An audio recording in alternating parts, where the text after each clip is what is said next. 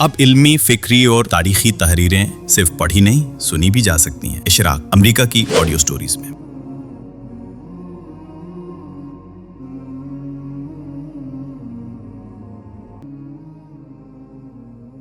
زینتوں کے بارے میں اللہ تعالیٰ کا حکم۔ زینت عربی زبان کا معروف لفظ ہے۔ زانہ اور زینہ کے معنی کسی چیز کے حسن کو ظاہر کرنے، اسے سجانے سنوارنے اور خوشنما صورت میں پیش کرنے کے ہیں۔ استاذ گرامی جناب جاوید احمد غامدی نے اس کے معنی کی وضاحت میں لکھا ہے، زینت کا لفظ عربی زبان میں ان چیزوں کے لیے آتا ہے جن سے انسان اپنی حصے جمالیات کی تسکین کے لیے کسی چیز کو سجاتا بناتا ہے، چنانچہ لباس، زیورات وغیرہ بدن کی زینت ہیں۔ پردے، صوفے، قالین، غالیچے، تماثیل، تصویریں اور دوسرا فرنیچر گھروں کی زینت ہے۔ باغات اور عمارتیں اور اس نوعیت کی دوسری چیزیں شہروں کی زینت ہیں۔ غنا اور موسیقی آواز کی زینت ہے۔ شاعری کلام کی زینت ہے۔ البیان جلد 2 صفحہ 148۔ سورہ اعراف کی آیت 32 میں یہ لفظ اپنے اسی عام مفہوم میں استعمال ہوا ہے۔ ارشاد فرمایا ہے، کل من حرم زینت اللہ التی اخرج لعبادہ والطیبات من الرزق۔ ان سے پوچھو اے پیغمبر، اللہ کی اس زینت کو کس نے حرام کر دیا جو اس نے اپنے بندوں کے لیے پیدا کی تھی، اور کھانے کی پاکیزہ چیزوں کو کس نے ممنوع ٹھہرایا ہے۔ اس آیت کی تفہیم کے لیے ضروری نکات درج ذیل ہیں۔ زینت کی اللہ سے نسبت۔ آیت میں زینت اللہ ہے، اللہ کی زینت کے الفاظ آئے ہیں، یعنی اللہ نے زینت کو اپنی نسبت سے بیان کیا ہے۔ اس سے واضح ہے کہ کسی چیز کا دلکش ہونا، بہترین ساخت پر ظاہر ہونا اور اپنے وصف کی خوبی اور کمال کا مظہر ہونا اللہ کی قدرت اور مشیت پر منحصر ہے۔ انسانوں کے اندر اس کے جمال و کمال کا شعور بھی پروردگار ہی کی عطا ہے، چنانچہ زینتوں کی مختلف پہلوؤں سے اس ذات پاک سے نسبت کا تقاضا ہے کہ انہیں اللہ کی نعمت کے طور پر قبول کرنا چاہیے، باعث عزت و افتخار سمجھنا چاہیے اور ان سے فیض یاب ہونے پر اللہ کا شکر ادا کرنا چاہیے۔ دنیا میں زینتوں کا معاملہ۔ فرمایا ہے کہ حیا للذین آمنوا فی الحیات الدنیا، وہ دنیا کی زندگی میں بھی ایمان والوں کے لیے ہیں، یعنی اللہ نے دنیا میں یہ زینتیں اصلاً اپنے مومن بندوں کے لیے پیدا کی ہیں۔ اس ارشاد سے 2 باتیں سامنے آتی ہیں۔ ایک یہ کہ اہل ایمان کو ان کی تمنا کرنی چاہیے اور ان کے حصول کے لیے تمام جائز طریقے اختیار کرنے چاہیے۔ دوسرے یہ کہ چونکہ یہ اہل ایمان کے لیے پیدا کی گئی ہیں، اس لیے ان میں دین و ایمان کے خلاف کسی چیز کی موجودگی کا کوئی تصور نہیں رکھنا چاہیے۔ مولانا سید ابو الاعلیٰ مودودی لکھتے ہیں، اللہ نے تو دنیا کی ساری زینتیں اور پاکیزہ چیزیں بندوں ہی کے لیے پیدا کی ہیں، اس لیے اللہ کا منشا تو بہرحال یہ نہیں ہو سکتا کہ انہیں بندوں کے لیے حرام کر دیں۔ اب اگر کوئی مذہب یا کوئی نظام اخلاق و معاشرت ایسا ہے جو انہیں حرام یا قابل نفرت یا ارتقاء روحانی میں سد راہ قرار دیتا ہے تو اس کا یہ فعل خود ہی اس بات کا کھلا ثبوت ہے کہ وہ خدا کی طرف سے نہیں ہے۔ یہ بھی ان حجتوں میں سے ایک حجت ہے جو قرآن نے مذاہب باطلہ کے رد میں پیش کی ہیں، اور اس کو سمجھ لینا قرآن کے طرز استدلال کو سمجھنے کے لیے ضروری ہے۔ تفہیم القرآن جلد 2 صفحہ 23۔ آخرت میں زینتوں کا معاملہ۔ مزید فرمایا ہے کہ خالصتاً یوم القیامت، اور قیامت کے دن تو اہل ایمان کے لیے خاص ہوں گی، یعنی زینت کی یہ چیزیں آخرت میں صرف اہل ایمان کے لیے مختص ہوں گی۔ پوری بات کا مطلب یہ ہے کہ مختلف نعمتوں کی صورت میں زینت کی چیزیں اصلاً اہل ایمان کا حق ہیں۔ دنیا کی زندگی میں تو اللہ تعالیٰ نے ان میں منکرین کو بھی شریک کر دیا ہے، مگر یوم آخرت کے بعد یہ پوری طرح مومنوں کے لیے خاص ہو جائیں گی۔ استاد گرامی نے اس کی تفسیر میں لکھا ہے، اللہ کی نعمتوں سے فائدہ اٹھانا نہ ایمان کے منافی ہے، نہ دینداری کے، نہ تقوی کے۔ اللہ نے تو یہ چیزیں پیدا ہی اہل ایمان کے لیے کی ہیں، لہٰذا اصلاً انہی کا حق ہے۔ ان کے منکروں کو تو یہ ان کے طفیل اور اس مہلت کی وجہ سے ملتی ہیں جو دنیا کی آزمائش کے لیے انہیں دی گئی ہے۔ چنانچہ آخرت میں یہ تمام تر اہل ایمان کے لیے خاص ہوں گی۔ منکروں کے لیے ان میں کوئی حصہ نہیں ہوگا، وہ ہمیشہ کے لیے ان سے محروم کر دیے جائیں گے۔ قرآن کا یہ اعلان اگر غور کیجئے تو ایک حیرت انگیز اعلان ہے۔ عام مذہبی تصورات اور صوفیانہ مذاہب کی تعلیمات کے برخلاف قرآن دینی زندگی کا ایک بالکل ہی دوسرا تصور پیش کرتا ہے۔ تقرب الہی اور وصول اللہ کے لیے دنیا کی زینتوں سے دستبرداری کی تلقین کے بجائے وہ ایمان والوں کو ترغیب دیتا ہے کہ اسراف و تبذیر سے بچ کر اور حدود الہی کے اندر رہ کر زینت کی سب چیزیں وہ بغیر کسی تردد کے استعمال کریں اور خدا کی ان نعمتوں پر اس کا شکر بجا لائیں۔ البیان جلد 2 صفحہ 148 تا 49۔ جنت سراپا زینت خالصتاً یوم القیامت، اور قیامت کے دن تو اہل ایمان کے لیے خاص ہوں گی کہ اس بیان اور قرآن مجید کے دیگر مقامات سے واضح ہے کہ جنت سراپا زینت ہوگی۔ اس میں دنیا والی نعمتیں اپنی اعلیٰ ترین صورت میں ہوں گی، یعنی اس میں ریشم و اطلس کے پہناووں، سونے کے کنگنوں، موتیوں کے ہاروں کی صورت میں بدن کی زینتیں ہوں گی، محلات و باغات کی صورت میں رہن سہن کی زینتیں ہوں گی، پاکیزہ شراب و شباب کی صورت میں تفریح طبع کی زینتیں ہوں گی۔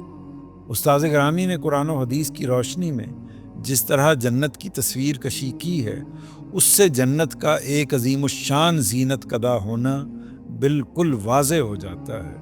وہ لکھتے ہیں، اس فانی دنیا میں بھی انسان اس جنت کی نعمتوں کو کسی حد تک تصور میں لا سکے، قرآن نے اس کے لیے بادشاہی کے اسباب و لوازم مستعار لیے ہیں۔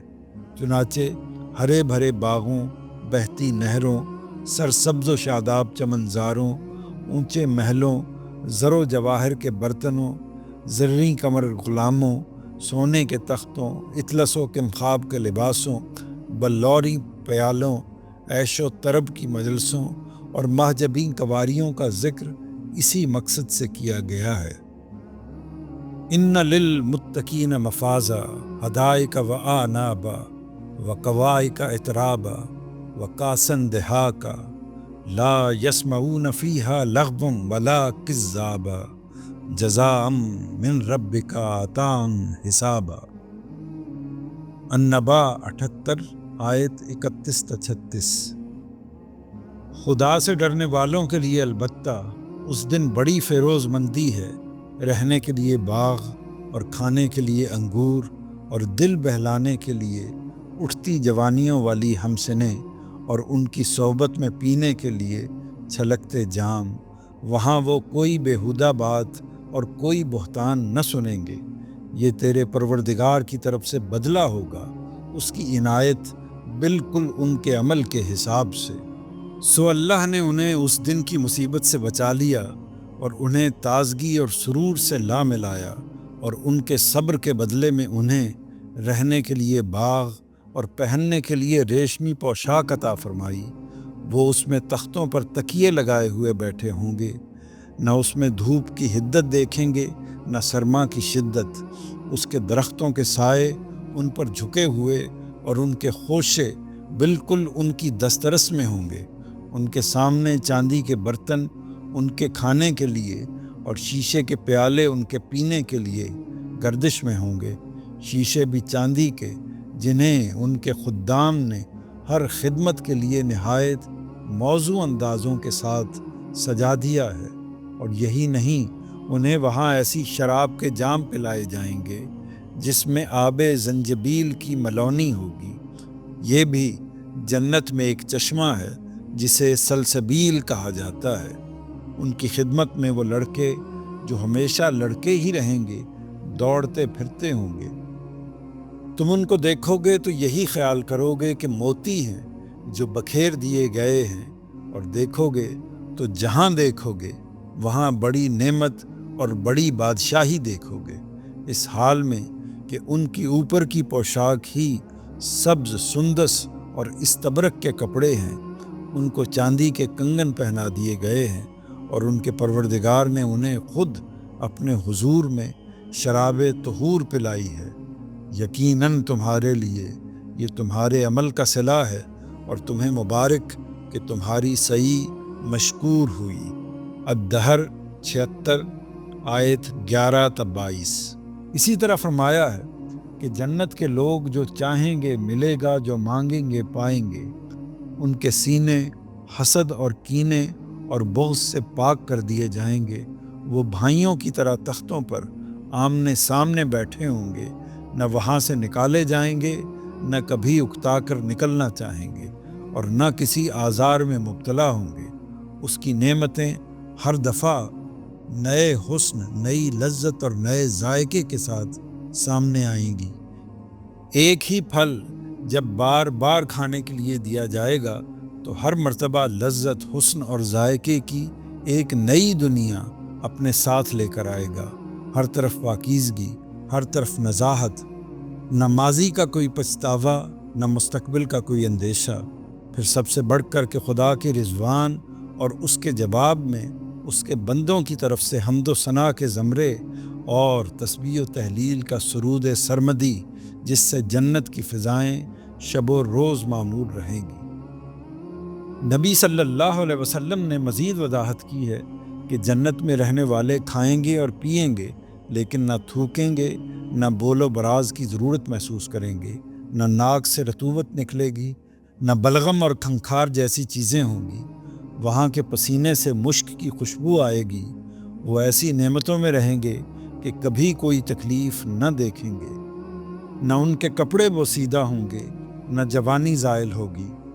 اس میں منادی پکارے گا کہ یہاں وہ صحت ہے جس کے ساتھ بیماری نہیں، وہ زندگی ہے جس کے ساتھ موت نہیں، وہ جوانی ہے جس کے ساتھ بڑھاپا نہیں۔ لوگوں کے چہرے اس میں چاند تاروں کی طرح چمک رہے ہوں گے۔ میزان صفحہ 198 تا 200۔ خلاصہ کلام یہ ہے کہ دین رہبانیت اور ترک دنیا کی ترغیب نہیں دیتا۔ اللہ تعالیٰ کا یہ ہرگز مطالبہ نہیں ہے کہ لوگ ٹاٹ اور صوف پہنے، بوریے کو بستر بنائیں، گدڑی کو اوڑھیں، بنباسی لے کر جھونپڑیوں میں زندگی گزاریں اور نعمتوں سے منہ موڑ کر جوگ سادھ لیں۔ وہ انواع و اقسام کی نعمتیں پیدا کرتا ہے، انہیں طرح طرح سے مزین کرتا ہے، اور اپنے بندوں کو ترغیب دیتا ہے کہ وہ انہیں برتیں، ان کی فیض رسانی سے مستفید ہوں اور ان کی تزئین و آرائش سے نشاط حاصل کریں۔ اس کی جنت بھی انعام و اکرام اور حسن و جمال کا عشرت قدہ ہے جو اس نے اپنے پاکیزہ بندوں کے لیے تخلیق کی ہے۔ اس اعتبار سے دیکھا جائے تو اس کی نعمتوں سے بے نیازی صریح بد اخلاقی ہے، اور اسے اس سے منسوب کرنا بدترین جرم ہے۔ اس منعم حقیقی سے بھلا یہ بات کیسے منسوب کی جا سکتی ہے کہ وہ اپنی تخلیق کردہ زینتوں کو اپنے بندوں پر حرام ٹھہرا دے گا؟ استاذ گرامی لکھتے ہیں، دین کی صوفیانہ تعبیر اور صوفیانہ مذاہب تو زینت کی ان سب چیزوں کو مایا کا جال سمجھتے اور بالعموم حرام یا مکروہ یا قابل ترک اور ارتقاء روحانی میں سد راہ قرار دیتے ہیں، مگر قرآن کا نقطہ نظر یہ نہیں ہے۔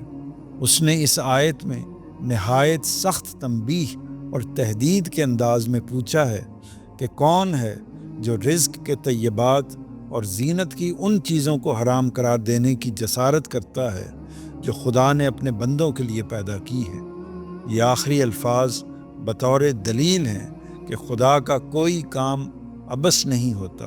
اس نے یہ چیزیں پیدا کی ہیں تو اسی لیے پیدا کی ہیں کہ حدود الہی کے اندر رہ کر اس کے بندے انہیں استعمال کریں۔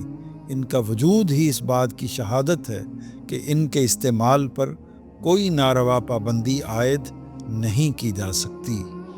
البیان جلد 2 صفحہ 148۔